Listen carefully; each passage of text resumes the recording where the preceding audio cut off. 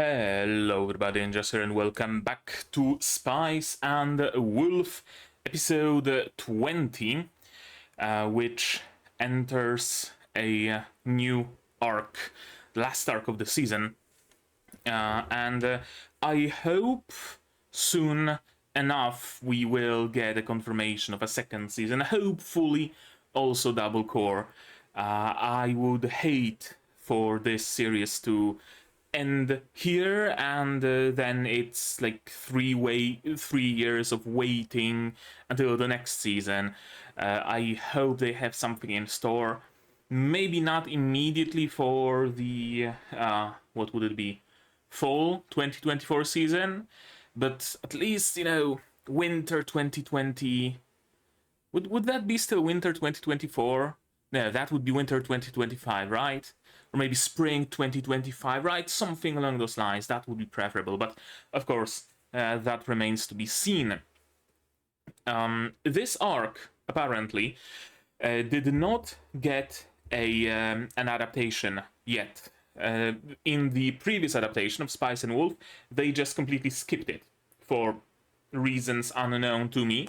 But apparently they did, so this will be the first time that this arc gets translated to the screen, and I'm interested in seeing this arc, and maybe trying to figure out why exactly did the original adaptation skip it. I don't know, were they strapped for time, or was the original adaptation coming out while the light novel was still coming out? Because if so, then I could see that maybe doing things to scheduling where they had to reshuffle some things. I don't know. We'll see, and I will probably read about it in the comments. Regardless, previous episode, what happened exactly? Well, in the previous episode, the entire thing with the bit of a falling out that Lawrence and Holo had was finally resolved, but not without tension being there until the very last moment. I will repeat it again. I am absolutely in awe with this arc's ability to keep me so tense while at the same time knowing that everything's gonna be daijoubu. What exactly happened? Well, Lawrence was at the market waiting for a messenger from Dian, or Diana, or whatever. Characters are given different names in the subs and on Annulist, I noticed, but what can you do? But yeah, Lawrence was waiting on a messenger from her, hopefully with a nice big pouch of of pyrite. The messenger was not coming, unfortunately, for quite some time, so Lawrence decided to do a little bit of price control and sell whatever he had. That wasn't enough to crash the market, of course, but supposedly, it makes sense, of course, that it would prevent the prices from rising too drastically, and that was probably the goal that Lawrence had in mind, and you guys pointed that out in the comments. Then he got news that someone wanted to pay Mark in pyrite. He got that news from the kid. Fuck, I can't remember his name. I'm gonna look it up right quick. I should have it somewhere in like the comments to that episode. But yeah, the kid arrived with those news and asked Lawrence if he's willing to make a purchase. Of course, Lawrence was willing to make that purchase. Because, I mean, it's better to have some pyrite to sell than potentially none, and he still didn't know if Lant was his name, and he still didn't know if the person from Dian's place is going to be arriving or not. We also got the entire plan told to us using Lant as a proxy, essentially, like in detail. How's the plan gonna work? How is it supposed to go? And Land is really the true winner here. He got so much learning done in such a quick amount of time, and he's also a very smart boy, so he's gonna be a force to be reckoned with. In any case, Lawrence did get that pyrite. Of course, it still wasn't enough, so he was holding on to that. In the Yeah, I think that was when in the meantime, Holo was giving him signals, moving her like feathers or something, and Lawrence, of course, didn't know what the fuck is she on about, and I didn't know that either. And only someone in the comments pointed out that those were not her usual brown feathers, the ones that Lawrence gave her, but rather white feathers, like the ones at Diane's place. And I didn't see that, so I really can't fault Lawrence for not seeing the message that Holo was sending there. He didn't get the message in any case. The messenger from Diane said that the buyer was not willing to part with their pyrite, and so she's kinda empty-handed, which prompted Lawrence to spiral. First of all, to spiral, to say, whatever, nothing matters anymore. Here, Land, I'm gonna give you some money, whatever. If I sell the pyrite, I should have enough, or like maybe some pepper or something, and just completely spiraled down. It was Land, again, the MVP of the episode, really, who shook Lawrence out of that stupor, gave him a nice bit of talking to, right? Like the god of wealth does not smile upon those who just give up. You gotta help the deities of fortune, right? That's when they will help you as well. And so Lawrence decided that he's gonna do whatever he can. He went on to sell whatever pyrite he managed to scrounge up, and at the counter, Holo met him, also with a nice bag full of pyrite that she purchased from Diane, as it turns out later. Together with the both bags of pyrite, that was enough to crash the market. That was enough to not bankrupt Amarty, but make him unable to buy Holo out, essentially. Holo was counting on being able to just crush Amarty completely and bankrupt him, because he apparently said something unfavorable, or he said something that Holo didn't like. We don't know what that is. It could be some, I don't know, he could have been shit-talking Lawrence for all we know, or whatever. Any number of things could have happened. Yeah, they managed to crash the market. They managed to get out of the deal with Amarty. Lawrence fulfilled the deal. In the end, with witnesses and whatnot, everything is perfectly fine. Everything is perfectly well and good. They made it to the inn and finally fucking talked. Finally talked. And they finally figured out what was even going on between them, right? Lawrence figured out that the sorry from Holo was not like, sorry I can't be with you, or sorry whatever. It was, sorry I behaved this way, and he in the meantime just completely ran off.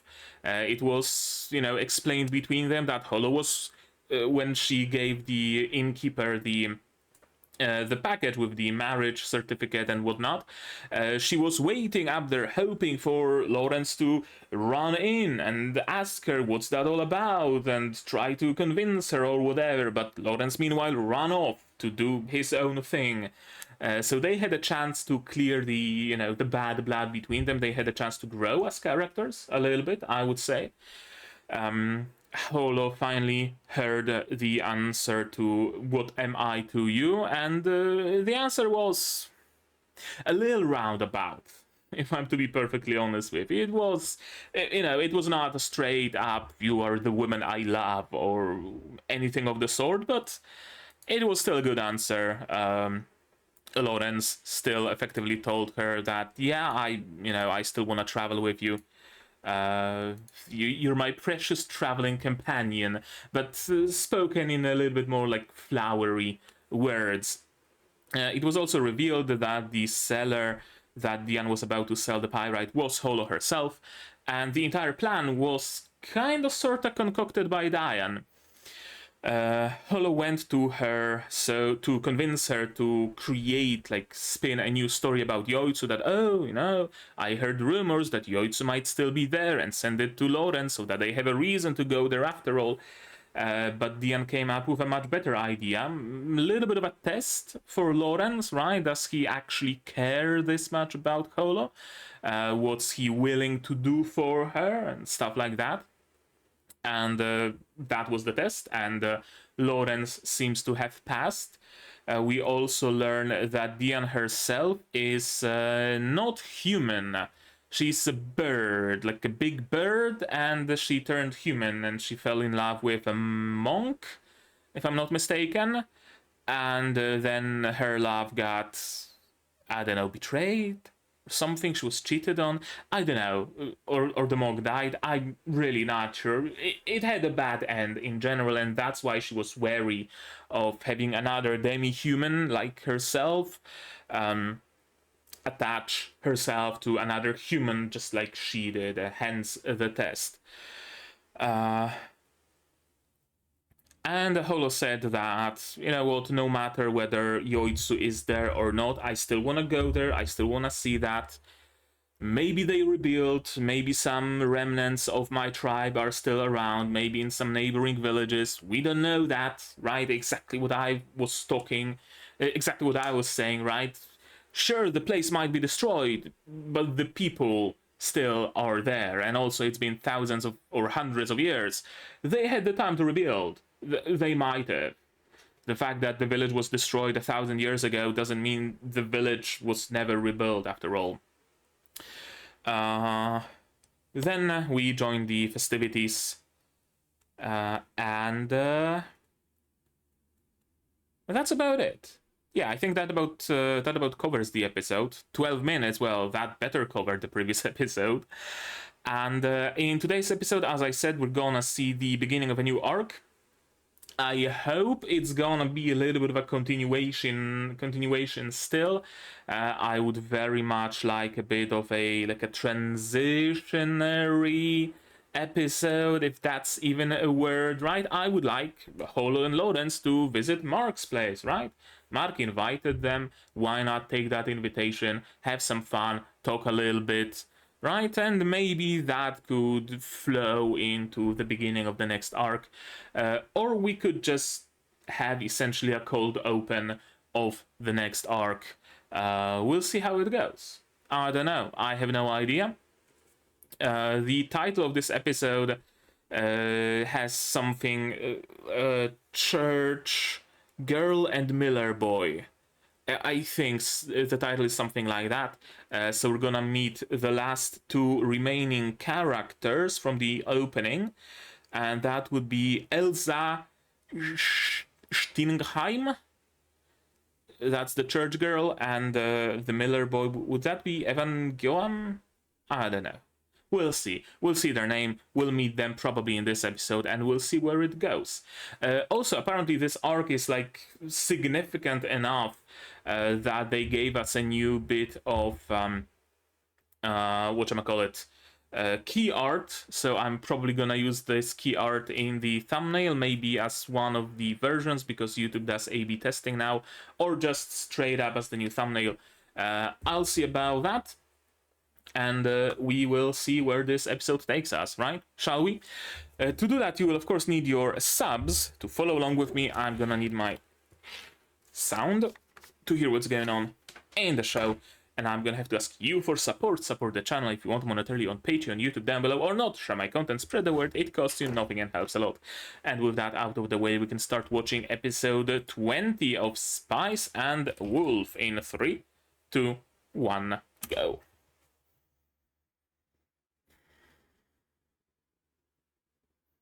We are outside of the city.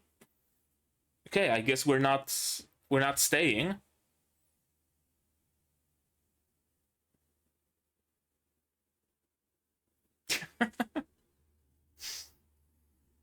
Yeah, dude.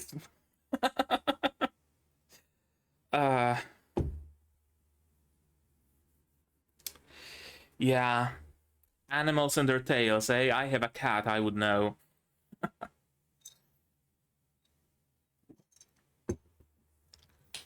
I have a cat, and she's really a drama queen. Like, you don't even need to step on her tail. You just touch her when she doesn't expect it, and it's like a big fuss over it.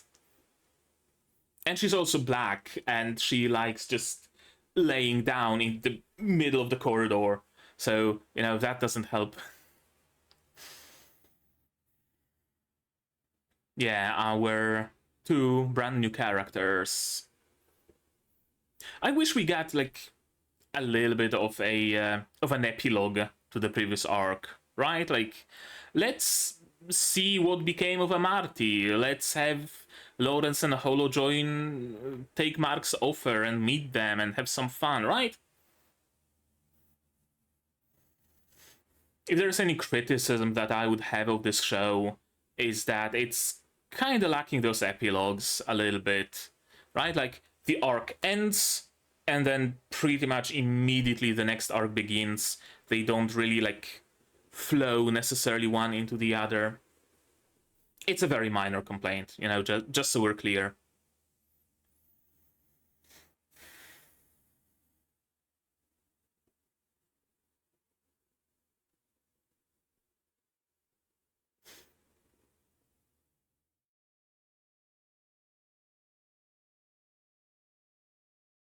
Yeah, I mean, that's true. You have your ears as well, so, not the soul.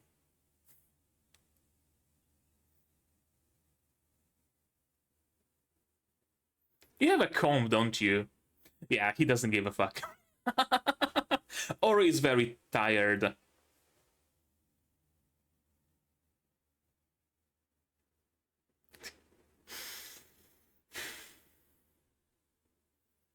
You should probably get like 2 blankets.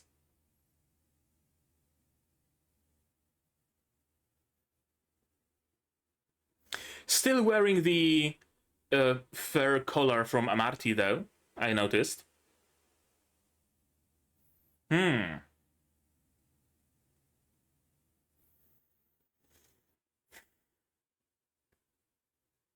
An abbot taking interest in pagan deities and legends. Interesting. Okay. It's a multi-step process, yeah. And that's a nice little town. Very colorful, very unique architecture.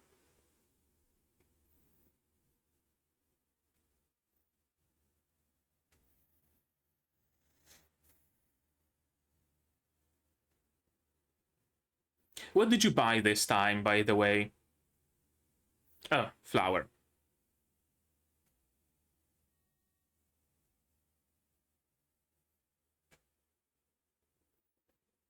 Oh, so you don't know if flour will sell.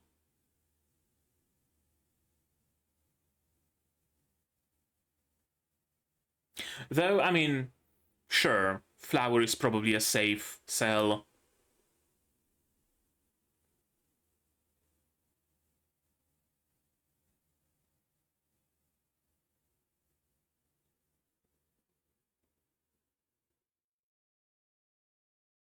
Yeah, you also gotta make some money.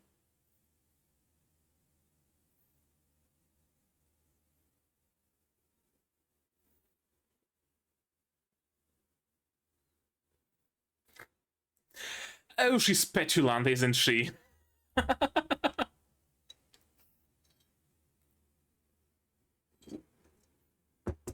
Well, shit.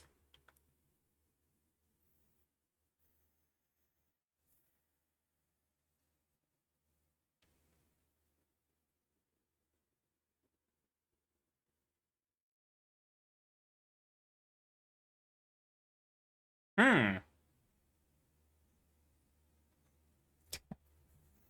Maybe you could sell straight to a bakery.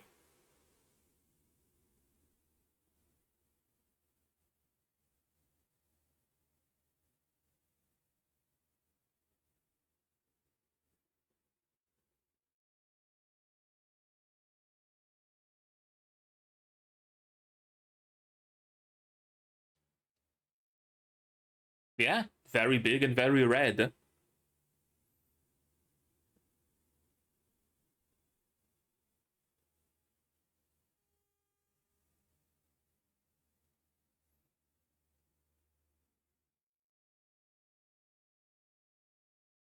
Okay, that's good. We don't really even need a map then.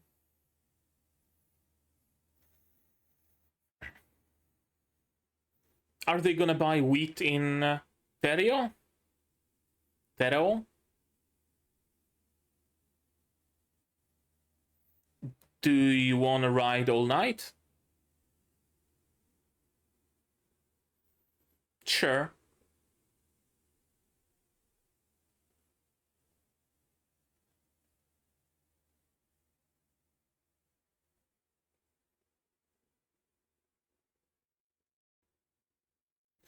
What was that look that the merchant gave them?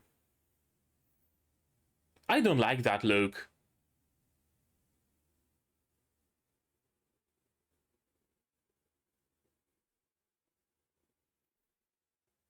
Very pretty area, isn't it? Oh, to be a traveling merchant in the Middle Ages. Oh, to die of dysentery. A mill. Yeah, a water mill. I'm assuming that's where the Miller boy lives.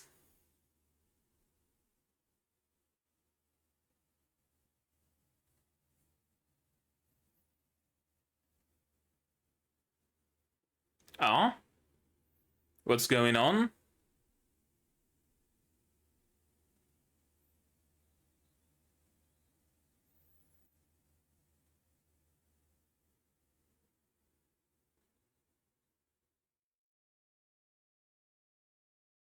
Why are you interested?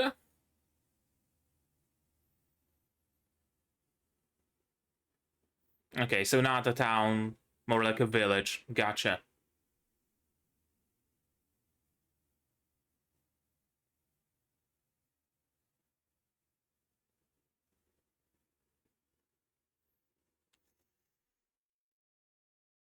Wanna sell some flour, maybe?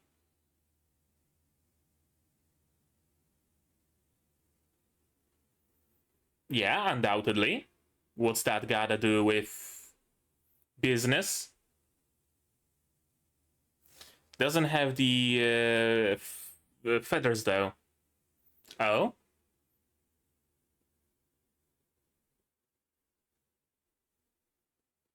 Yeah.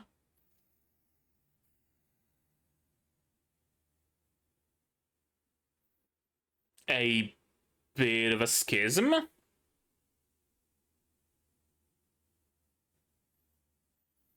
Well, the benefit of being a traveling nun is that you can just travel away.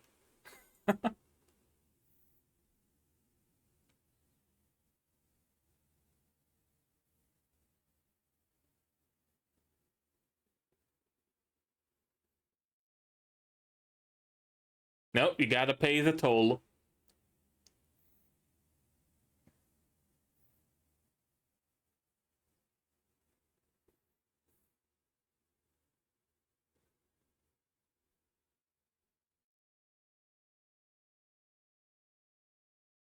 Is he like trying to maybe leave the Miller life and I don't know, become a merchant himself?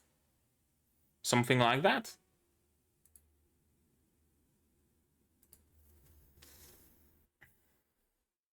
Yeah, he really like reacted a lot to the news of him being a merchant.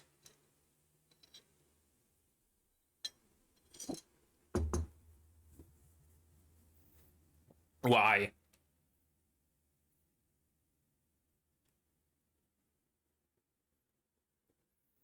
About a teaspoon.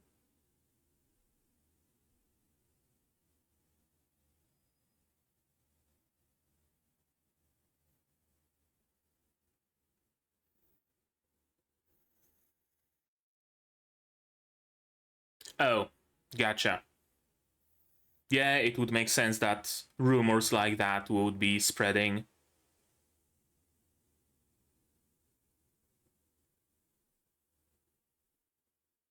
Hmm. So the miller is also a tax collector. Curious system. Yep.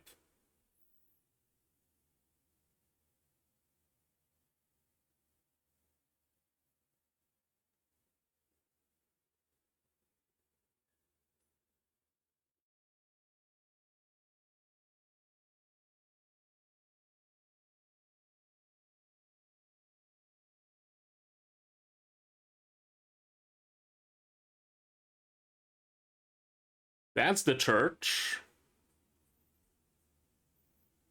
Disproportionately big. Not really. I was about to say that it's disproportionately big compared to the size of the village. Oh, they're playing backgammon. Interesting. Mm, very dense atmosphere. Everybody's looking at them.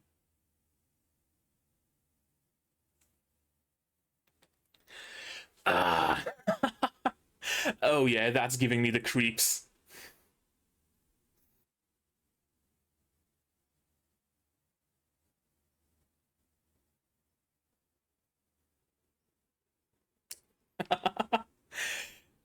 It's like the beginning of a fucking horror movie. You arrive at a random village, and all the villagers are just looking at you, not saying anything. Uh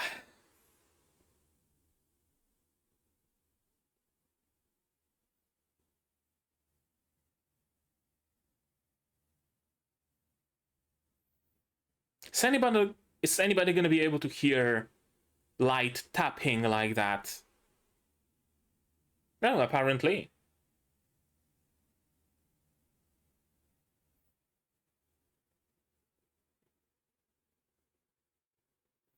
Close the door.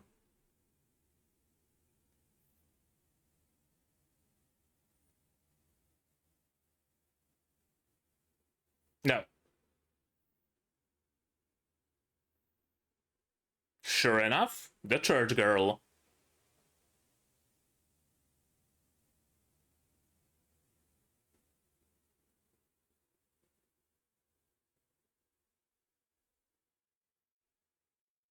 Stingheim. Yep.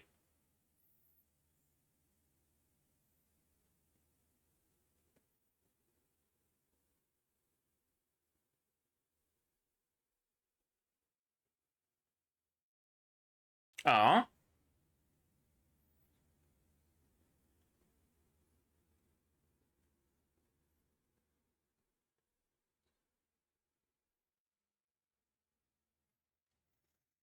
Some bad blood between her and that other Abby? Yeah.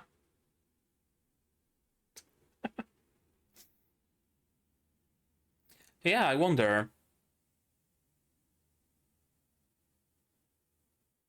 Hmm.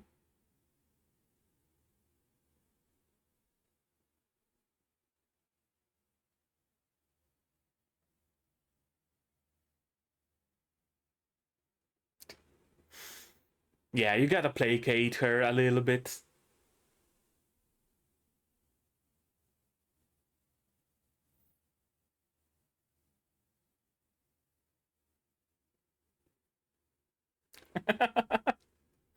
Stupid sexy holo.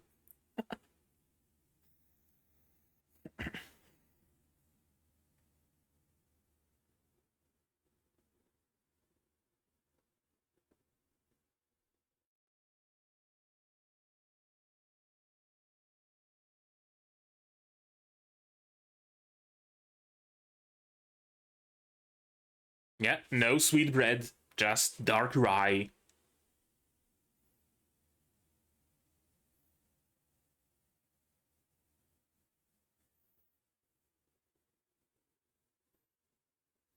Hmm. Yeah, good idea. Assuming the Abbey girl, the abbot, is not also the head of the village.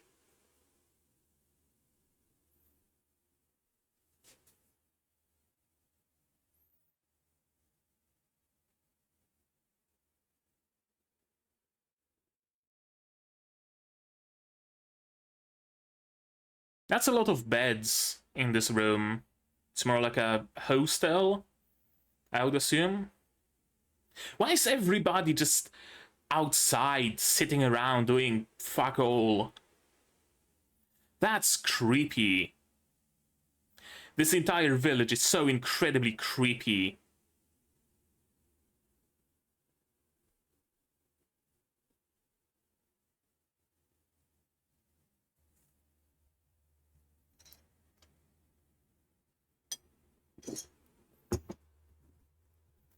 The rumored man.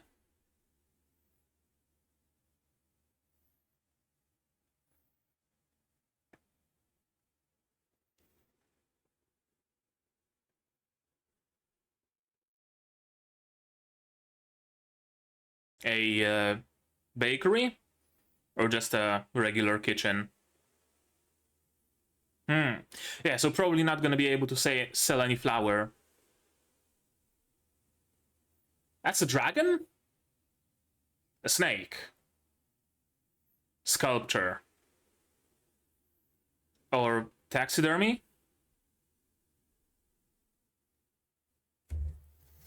It's getting creepier and creepier!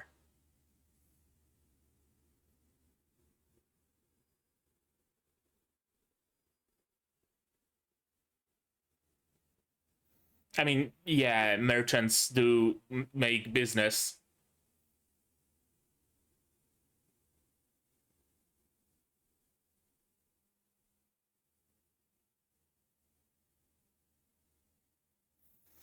Of course. Yeah, that's the common narrative. Yep. Corroborating the story.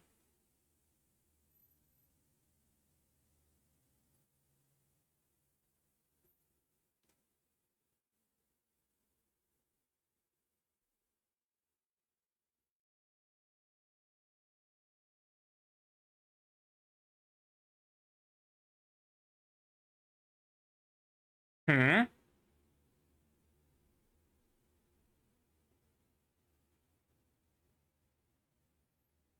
What up?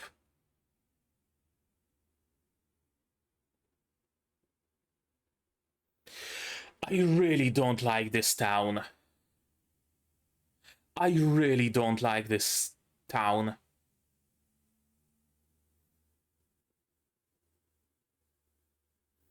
Like, they're gonna be given like some meat buns and they're gonna be stuffed with human meat. Like, this is what I expect. They're gonna be invited for dinner. They're gonna ask what's for dinner and they're gonna say you are, and they're gonna pull out cleavers and machetes. Like, that's exactly what I expect. Very kind. Very considerate of you.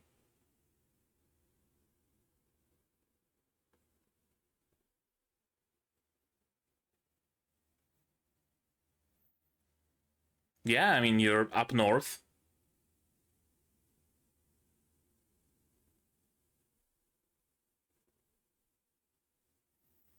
Is the tavern gonna be open in the middle of the night?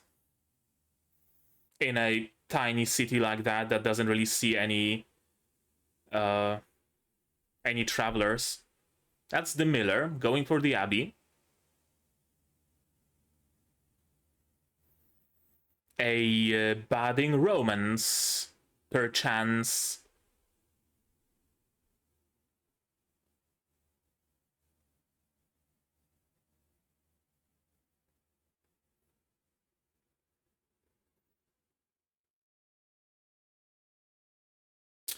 Ah, we have the ability to get to the girl now through the miller. Yep. I mean, you said that only gods have that right, and she is kind of a deity, so...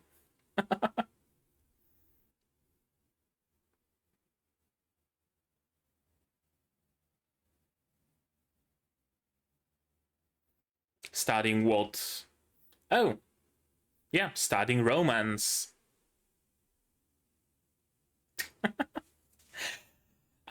Way too easily flustered.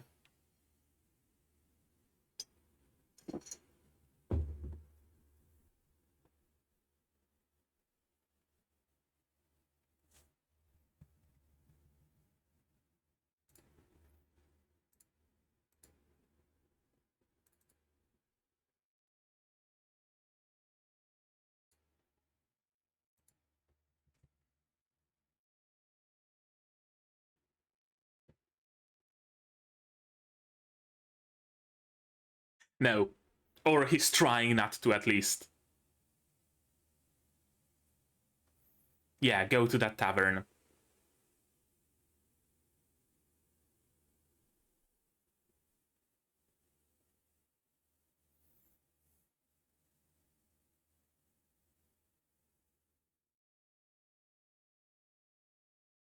Yep. We try to approach Elsa through the boy. Through Evan.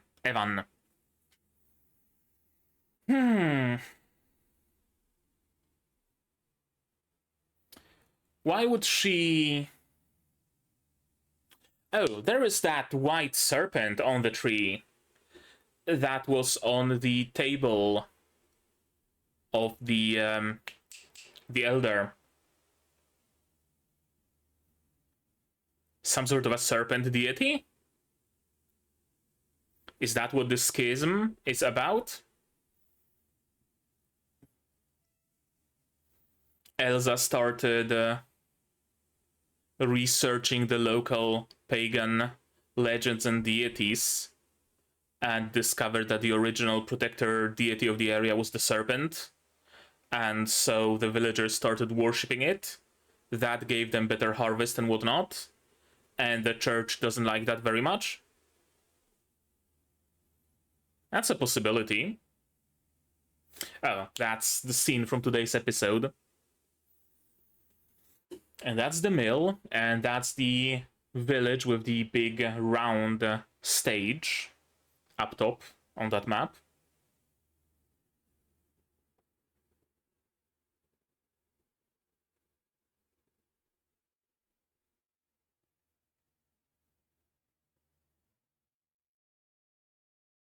Pagan village and priest's contract. Well, pagan village is quite clear by now, isn't it? Priest's contract, though? Contract with the pagan god? I don't know, maybe. Let's watch it again, shall we? Yes, we shall. I really wish I could move, but my chair gave out its ghost, and I need to have, like, this. A new chair should be arriving today, though, so that's gonna be nice. Regardless, is she having a nightmare? Is that gonna be relevant?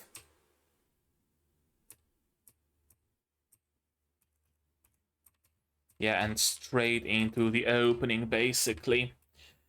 That's an attic of some sort. Browsing through a lot of books. Yeah, eating with Evan and Elsa. No serpent inside, though.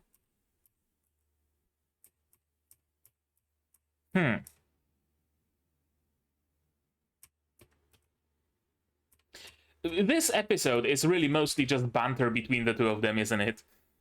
Banter between the two of them and a lot of, like, horror movie setup.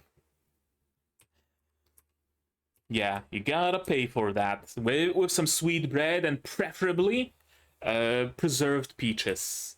That's still a thing that he has to give Holo. Very pretty landscapes. Oh man.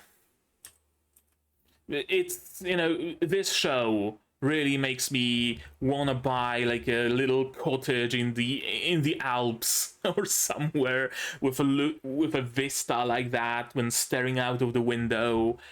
But places in the middle of nowhere usually don't have the best internet, and you know that's not quite the trade that I'm willing to make.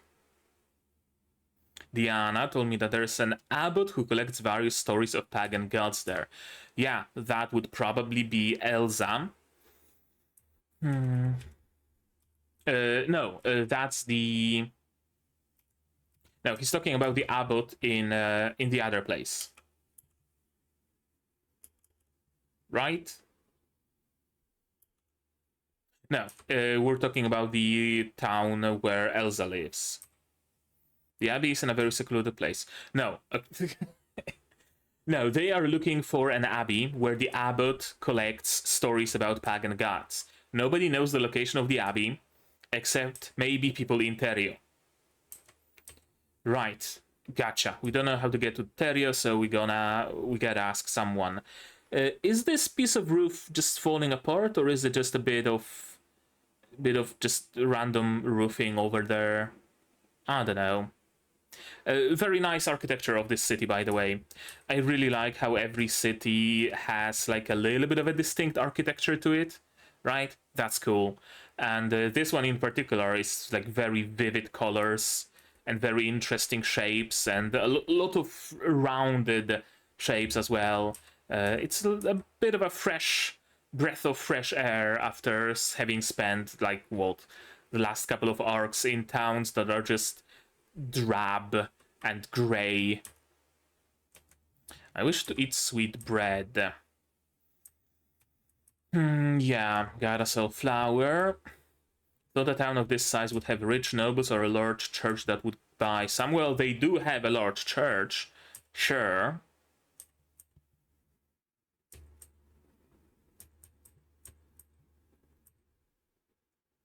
Wheat is profitable, but we have an abundance of rye. Right. So wheat, or wheat flour rather, turned out to not be quite as safe of a trade as I thought it would be. I really thought that, wheat flour, everybody's gonna buy it, right? Everybody, every single city needs it in like in some amount. But yeah, absolutely, you can have an overabundance of other types of flour. There it is, Spice and Wolf. What was I? Right, my theory that perhaps the serpent deity is what provided them with such a great harvest, and it was perhaps discovered by Elsa. Serpent deity provides good harvest. Elsa discovered the serpent deity. Those are my two running theories right now. Sales channel? No, just trading us with travel to Lenos. And before that to Terio. Right. In Terio, we are hoping to get directions to the Abbey. In the Abbey, we hope to get directions to Yoitsu. And we travel to Lenos because Lenos is close to Yoitsu. We just don't know where exactly Yoitsu is. That's the plan? I think that's the plan. Yeah, very grand church. Direct road to Terio, that's good. There was that look that the merchant gave them that I didn't like.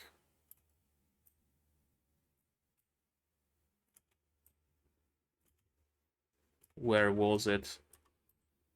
Yeah, this. Is he... I don't know.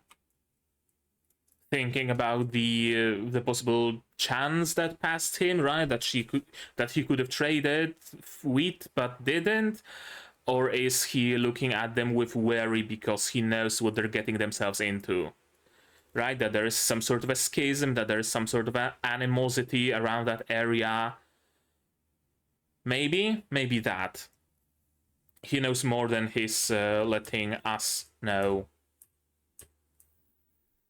Yeah, that's such a pretty area. And a mill with the miller boy, who's all too eager to talk to a merchant. And that's very good, because thanks to him, we will potentially get access, quote unquote, to Elsa. Right? They seem to be at least good friends, if not lovers, to some degree. Offering Evan an out, perhaps, would make him willing to cooperate and talk Elsa into talking to us. That could be a plan. That could be how we approach it. There's a fight going on with the annoying people from the Church of Enberg. Enberg is the city we just left, isn't it?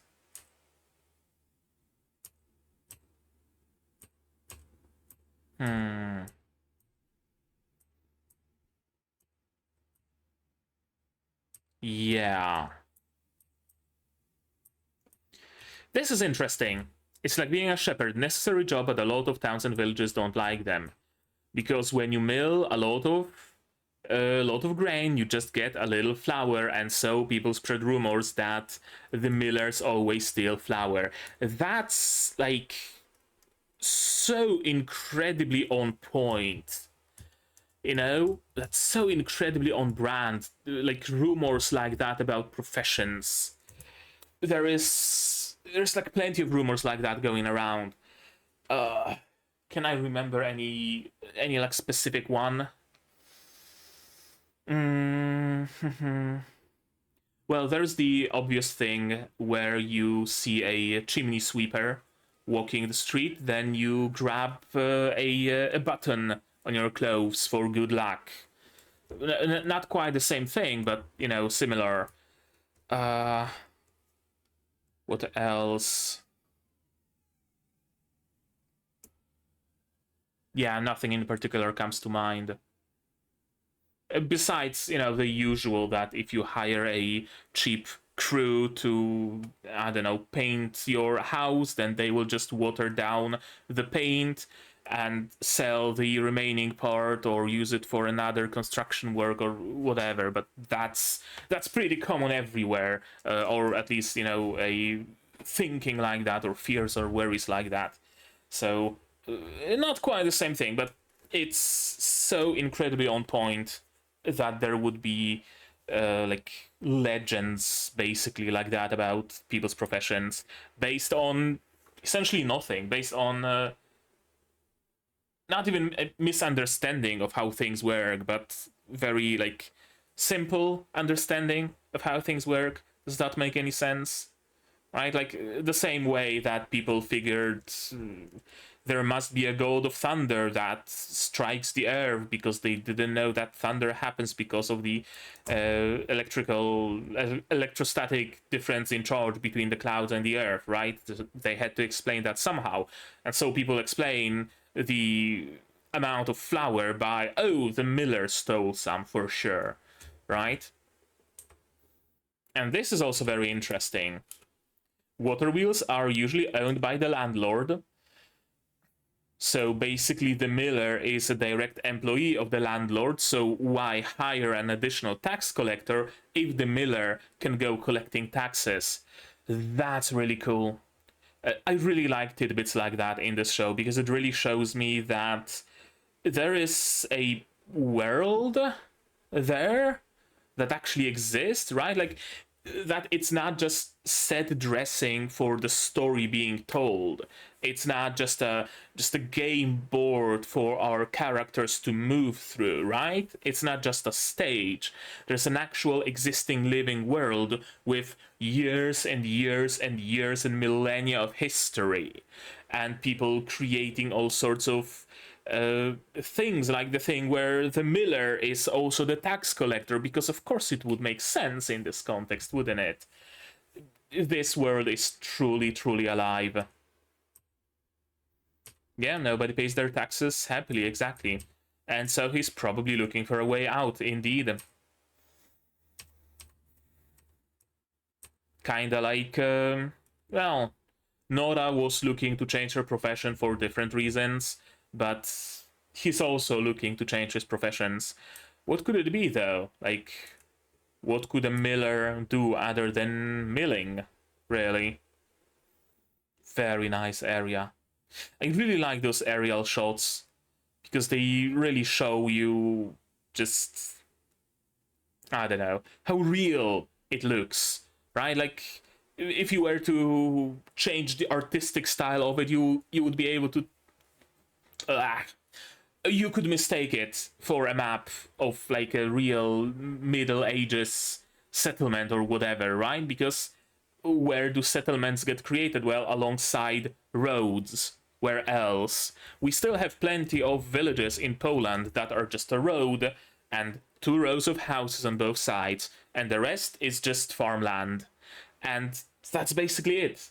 Single road, like a little bit of a market square in the middle, and then just the road and houses built around that. And there's of course a river, because you need some water in a village like that, right? And the rest is farmland. Disproportionately large swaths of farmland compared to the area of the village, but that's how it is, right? You don't really need that many people to handle a single field, so a village of this size would be able to tackle maybe not all of those fields. Maybe it's a little bit too much, but at least the like immediate area of the village, where you don't need to travel particularly far. I really, really like it. And this view, right? Road, houses, houses. It's such a classic layout of a village. Everybody looking at them, suspicious of outsiders, of course, but it's really giving me a horror movie vibes. It's really giving me super heavy horror movie vibes. It is a big stone, indeed. I'm assuming they didn't know concrete back then, so it's probably not poured concrete, it's probably an actual big stone. Why would it be there? Where would it come from? Looks kind of like a millstone, but the millstone has a hole in the middle. An unfinished millstone? Maybe something that has to do with milling? Maybe.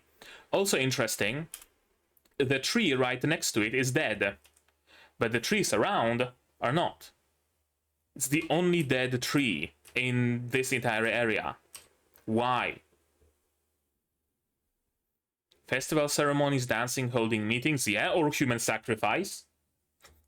I mean, looking at those people, I would believe human sacrifice. They have like pots around. That's probably the previous travelers boiling inside of it, inside of them. So fucking creepy.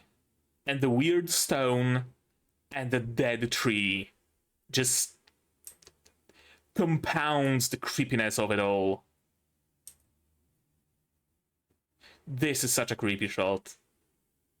And the ubiquitous, like, mobile stoves with pots on them. It could just be, you know, lazy job by just copy-pasting the same asset, or it could actually mean something. I have no clue. But it's hella fucking creepy. But as they arrived at the Abbey, yeah, they went back to their business, whatever that business might be.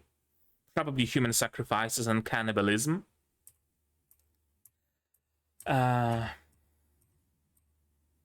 Traveling merchant. Yeah. She's covering her holy symbol. It's also a gesture of welcome, so I wonder if she's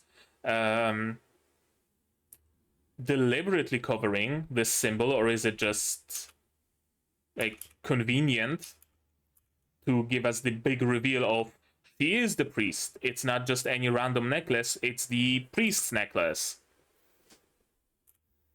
Elsa Stingheim. Not an official priest, but the only priest this village has. And potentially leading a schism? We came to ask for directions.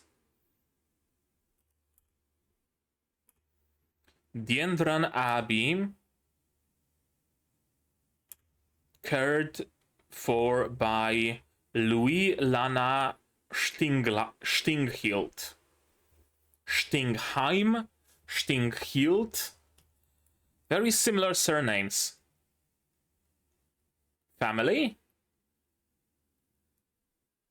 Could be family. It's not the exact same surname, but we don't really know how exactly surnames work in this world, do we?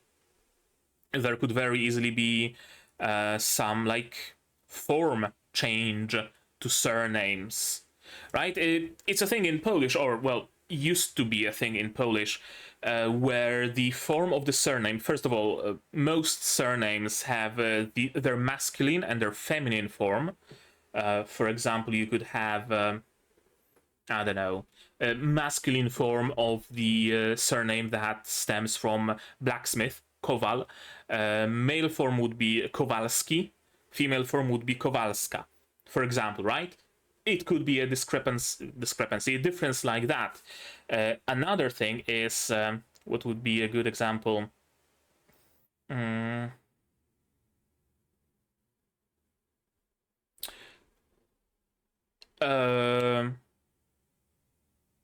I guess I could keep Kowalski, Kowalska.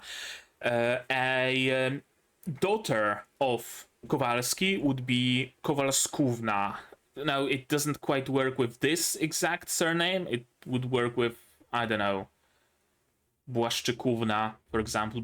Błaszczyk, Błaszczykowska, Błaszczykówna, or Błaszczykowski, Błaszczykowska, Błaszczykówna, for example. But same surname, same like base of it, but different forms depending on masculine, feminine, or daughter, essentially.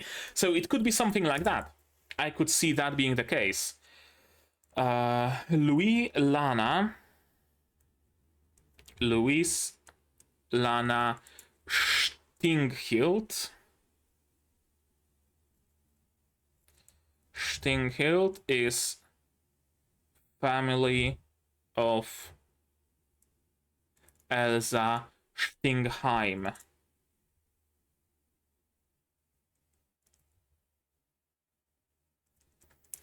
Yeah, Stinghild, Stingheim. Interesting. We'll see, but I really think they're family. Literally foot in the door.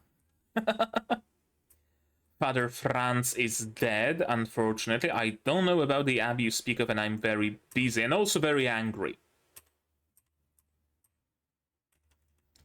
Yeah, Lawrence really doesn't think too highly of churches, does he? Is it because I didn't give a donation? Yeah. I mean, probably. If churches are as greedy as they are in real world, then could very well be. Pretty small village, yeah, and more banter and a little bit of tail wagging, and not just tail.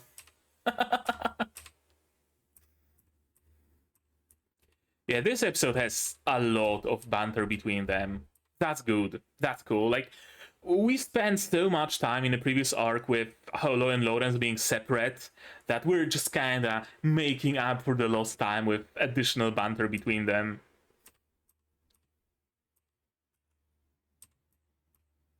visiting the elder. And I mean, they don't seem like cannibals.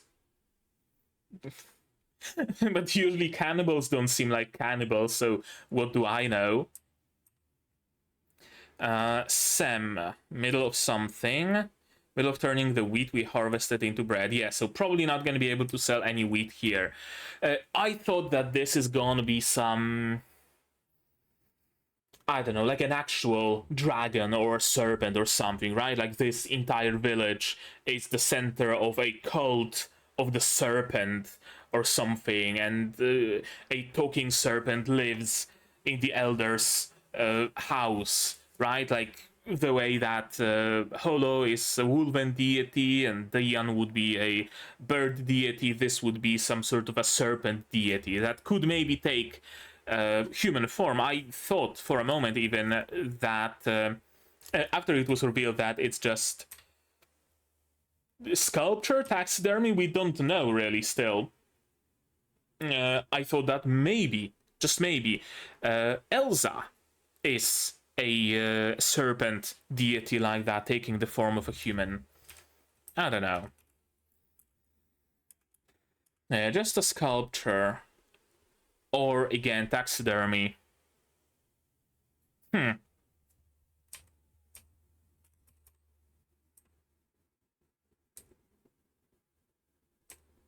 Business is the first word of other traveling merchants. Looking for an abbey, and he doesn't know either. Or pretends to not know.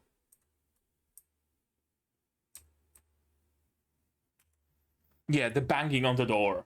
That, like, immediately gave me more heebie-jeebies because of the whole entire horror atmosphere. I thought they noticed that Holo has her ears and tail out or something.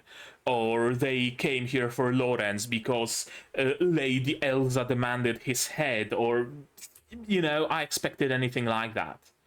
I was told to bring this here, like, I don't know, a discovery of Lorenz's connection with the church or whatever.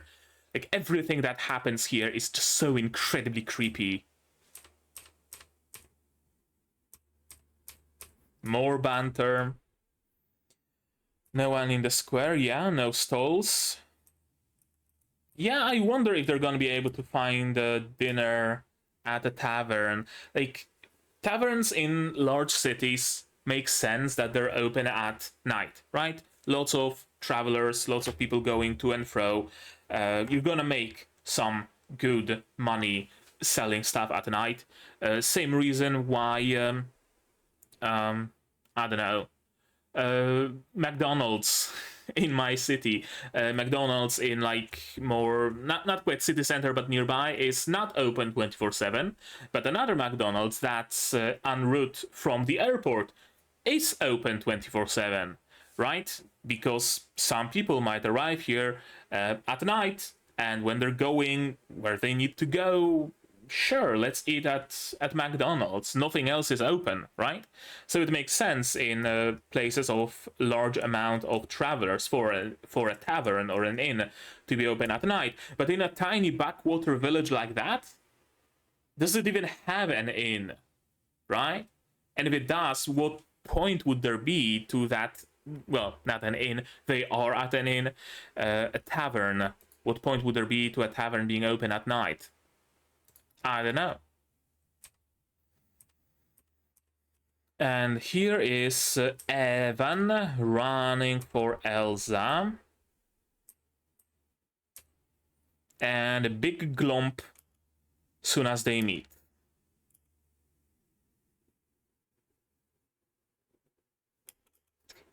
Denied. Only gods are allowed to peek into the lives of people. I mean, who do you think Holo is? She is the god of harvest, isn't she? And of course, more banter. Yeah, she's studying how we will look in the eyes of other people.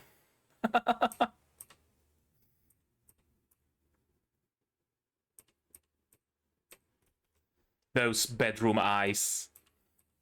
too bad he doesn't see them. And of course, yeah, hunger is the most important thing here. Gotta eat something. Elsa and Sam both know about the Abbey. Yeah, I mean, fair to assume. Elsa pretended way too strongly to not know about it, for her to actually not know about it. Sam was better, right? Sam, he was able to keep his wits about him. He just said, oh no, well, I don't know about any other abbeys in the area. It's just our little abbey. There's a big church in that town over there. No abbeys around here, right? But Elsa just reacted with such anger and such violent reaction that, of course, she knows, but she just doesn't want to let go of that secret. They're pretending that they don't. Yeah? Good question. Why? That's probably the biggest question here. Why? Why? Very good question, actually. Is that Abby the one that's leading a schism of some sort? Meanwhile, Elsa is a good, God-fearing girl. Why this snake, though, if that was the case? I don't know. We'll see in future episodes. This one's already running for over an hour, and I really can't get lighting to play well during daytime.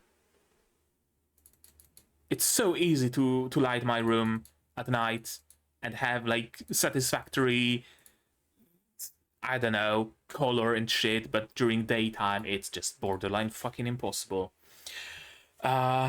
Regardless, good episode. It's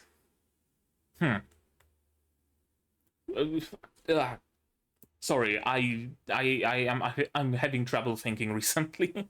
It's way too hot for that. It's way too hot for thinking. But yeah, good episode. Mostly because no, not really. I don't think there's like one single thing that was like the best about it. It's very much a transitionary episode where it's just the beginning of an arc, right? So we got plenty of various stuff. We got some travel, which was nice, some very pretty vistas. That was a good thing about this episode.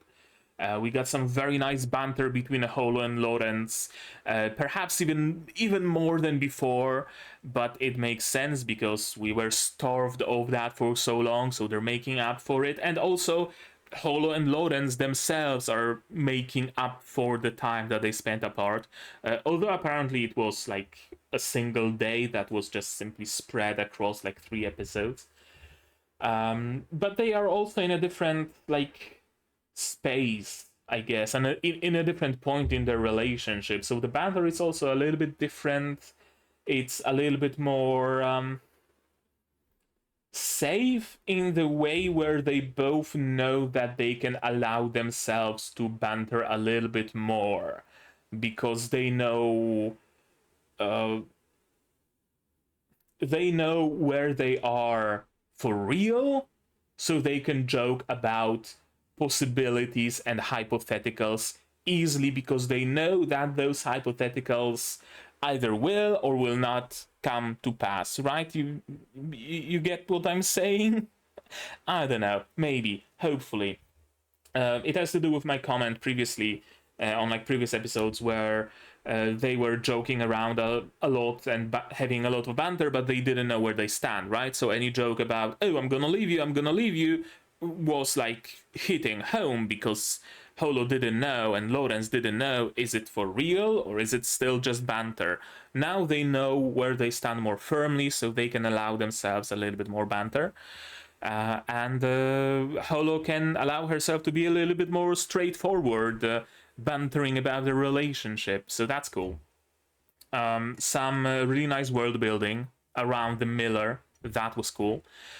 And just the creepiest fucking horror atmosphere as they arrive to the village.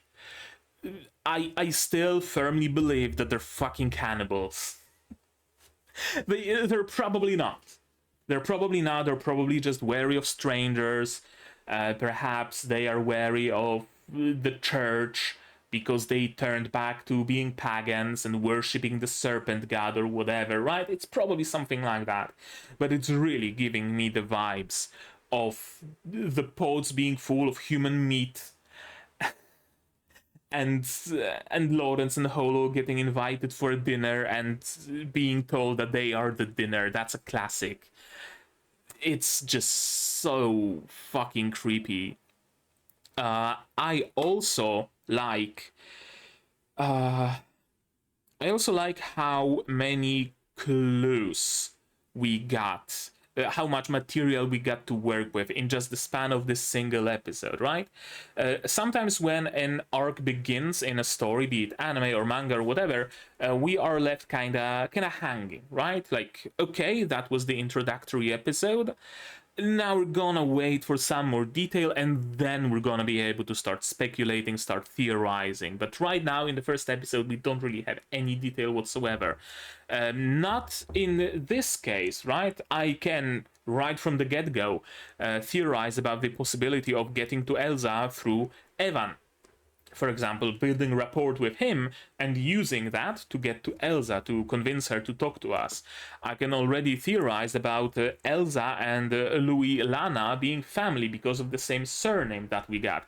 I can already theorize about them worshipping serpent deity because of the serpent figure, taxidermy work, I don't know, but something about the serpent. I can give some theories, or, well, I don't really have any theories about the big stone and the dead tree, but I know that they're gonna probably be significant somehow, right? It gives us a lot to work with, and it's just the first episode in the entire arc, so that bodes very, very well for the future. But right now, I think that's gonna be it from me for today, but maybe you guys have something more to add on the topic of this episode, of my reaction, my theories, stuff like that. If so, say so in the comments down below. No spoilers, please. Spoilers can go to my Discord here, also in the description. Like this video if you liked it, subscribe to be notified of future videos, not only Spice and Wolf, but also Wistoria, Bye Bye Earth, Isekai, Shikkaku, QA Isekai, plenty others coming in the future. Click the bell to be notified of when those videos go out and when I go live, because I stream sometimes. Support the channel if you want monetarily on Patreon, down below, where for $10 a month you get early access to non-seasonal shows like various, and for just $1 you get a role on the Discord and a place in the credits. You can also support me directly on YouTube through membership, super thanks, super chats. And if you don't want to spend any money whatsoever, you don't have to share my content, spread the word. It costs absolutely nothing and helps the channel a lot. And now, with that out of the way, that's gonna be it from me for today. So as always, you guys do all the good stuff, and I'm gonna see you in the next one. Cheers! And here's my wonderful Patreons: Scooby, Without an Ed, Zerene, Yukiala, Chibi Bro, Dr. Ward, Akamaster, Marsh, Fassel, and Hans Peter. And you can join them if you want without having to become a cannibal's victim.